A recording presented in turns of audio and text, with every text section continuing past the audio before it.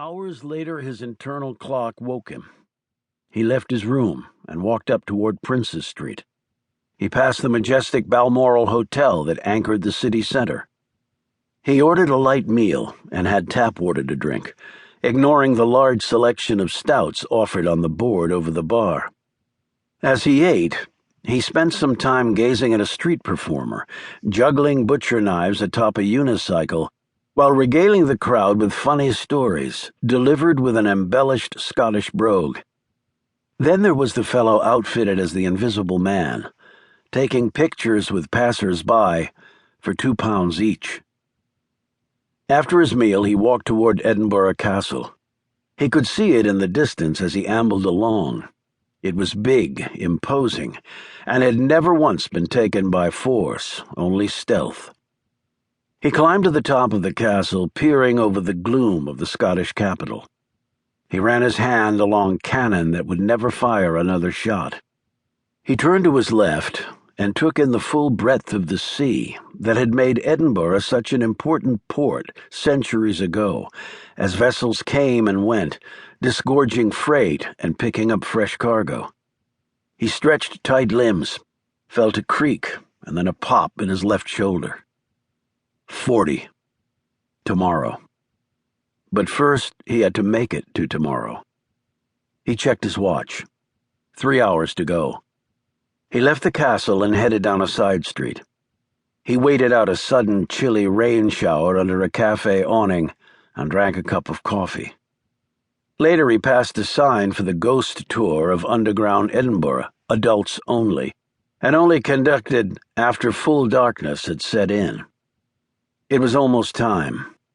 Robie had memorized every step, every turn, every move he would have to make. To live. As he did every time, he had to hope it would be enough. Will Robie did not want to die in Edinburgh. A bit later, he passed a man who nodded at him. It was just a slight dip of the head, nothing more. Then the man was gone, and Robie turned down the doorway the man had vacated. He shut and locked it behind him and moved forward, quickening his pace. His shoes were rubber-soled. They made no sound on the stone floor. 600 feet in, he saw the door on the right side. He took it.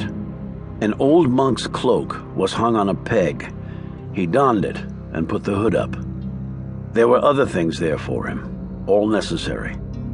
Gloves, night vision goggles, a recorder, a Glock pistol with suppressor can attached, and a knife. He waited, checking his watch every 5 minutes. His watch was synced to the very second with someone else's. He opened another door and passed through it. He moved downward, reached a grate in the floor, lifted it, and skittered down a set of iron handrails set into the stone.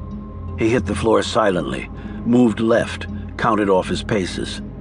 Above him was Edinburgh, at least the new part.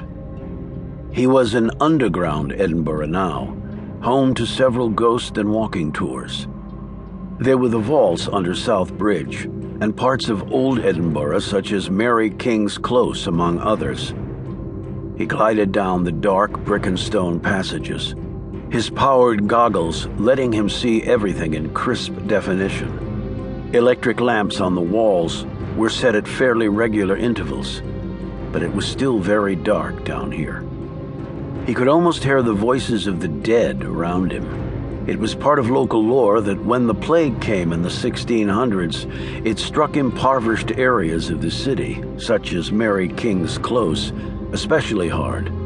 And in response, the city walled up folks here forever to prevent the spread of the disease. Robie didn't know if that was true or not, but it wouldn't surprise him if it were. That's what civilization sometimes did to threats, real or perceived. They walled them off, us against them, survival of the fittest.